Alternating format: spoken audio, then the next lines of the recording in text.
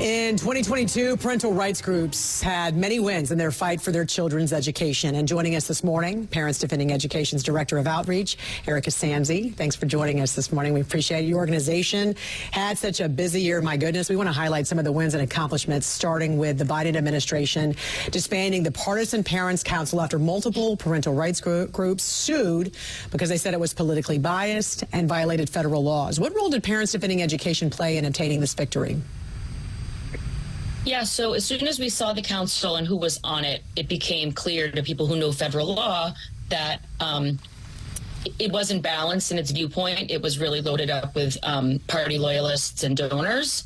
And so we joined with two other organizations, America First Legal and Fight for Schools, to sue over the fact that, again, it was in violation of this federal law that requires balanced viewpoints on a federal committee like this.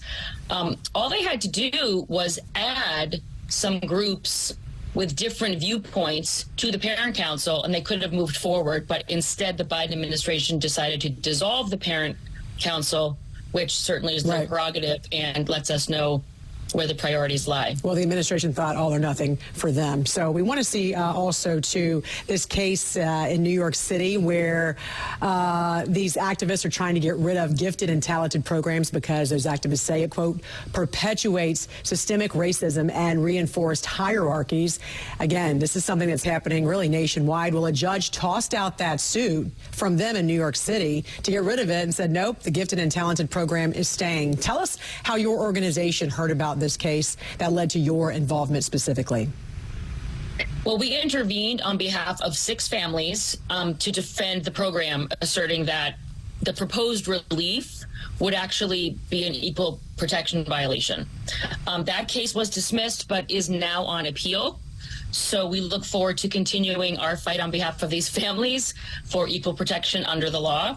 And again, as it stands right now, we're just in the appeal process.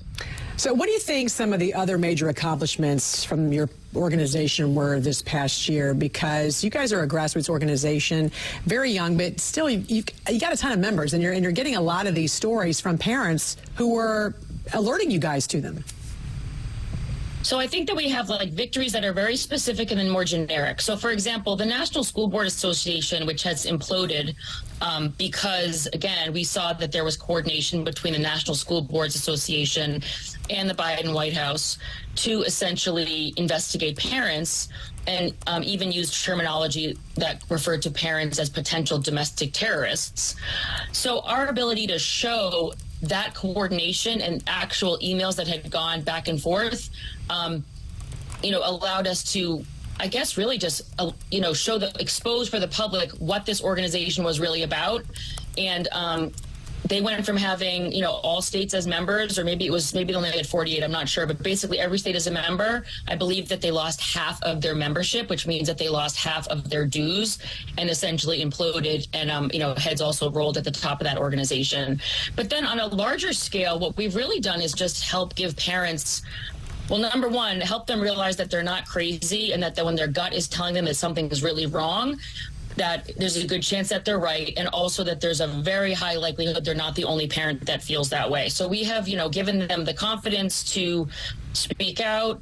We've helped them figure out ways to form groups and networks so that they, again, can begin to, go to school board meetings or write op-eds or fight back as a community, as opposed to that feeling when you're on an island and you're the only person that thinks that something is wrong. What does Parents Defending Education have in store for 2023, and how can parents become more involved in the fight? Well, we have a lot on tap. We're certainly going to continue much of what we're doing. So we are certainly fighting for curriculum transparency. We have a huge commitment to the belief that schools should not be withholding information from parents. And that applies to curriculum as well as, obviously, the stuff we've talked about around gender identity, where we see some school districts withholding information from parents about their child's gender transition at school. We're in the midst of a lawsuit in Iowa right now over that. We're also going to continue making sure that people know that under federal law, their children cannot be given surveys without their notification. and also without giving them a mechanism to opt out of that survey. What we have found is that the vast majority of school districts are out of compliance. Most of them don't even know the federal law. It's called PPRA for short, the Protection of Pupil Rights Amendment. And again, so we'll keep educating parents about that. And then moving forward, we also are going to be talking, I think, a lot about some of the discipline issues we're hearing about. We hear from a ton of teachers and parents that discipline has really sort of spiraled out of control in a lot of the schools. So we're trying to get a handle on, why is that happening? What, are there policies in place that are creating that situation? And is there anything that we can do to help support parents as they try to, improve that situation for their kids and their communities? Parents Defending Education's Director of Outreach, Erika Sanzi. We appreciate you joining us this morning. Thank you. Thanks for having me. Take care.